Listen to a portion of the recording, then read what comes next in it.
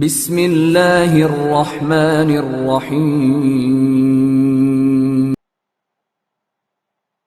به نام خداوند یکتا و تنها، و درود و سلام به محمد صلی الله علیه و سلم. السلام علیکم و رحمت الله و برکاته. از سلسله های درس برنامه مسلمان زن در رمضان، امروز 18مین سلسله رو میگیریم. در این برنامه آمده است هنگامی که وقت نماز عصر درآید، در این هنگام پیش از نماز فرض عصر 4 رکعت نماز نافله بخوان.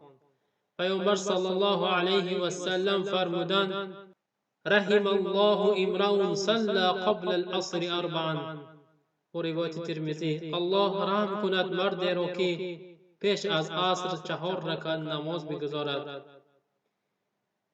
19مین برنامه پس نماز فرض عصر را بخوان. خواهر عزیز، نماز عصر یکی از بزرگترین نمازهای فریضه است که الله سبحانه و تعالی آن را در قرآن نماز وسطا یعنی نماز مابین نامیده، با آن امری مخصوص نموده است. الله میگوید: حافظوا علی الصلوات والصلاة الوسطی.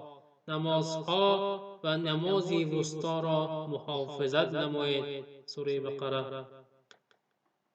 نماز عصر یکی از بزرگترین نمازهایی است که در فضل آن حدیث‌های زیاد آمده است. خواهر گرامی، این نماز را کوشش نموده در وقتش ادا نما و این نماز را ترک مکن که باز عملهای صالحت برباد میگردد. پیامبر صلی الله علیه و سلم میگویند: من ترک صلاة العصر فقد حبط عمله.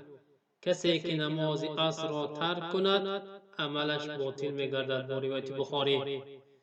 20مین برنامه این است که پس از نماز عصر ذکرهای پس از نماز را فراموش مکن. خیلی که گفته بودیم ذکرهای پس از نمازها در برنامه‌های گذشته ما ذکر کرده بودیم، باید این را خواند. و دیگر برنامه این است که سپس ذکرهای بیگاهی را بخوان تا اینکه تا صبح از ضررها در امان باشی. ما در دیگر برنامه ها گذشته گفته بودیم دعای صبح و شام آنجا باید گوش کرد.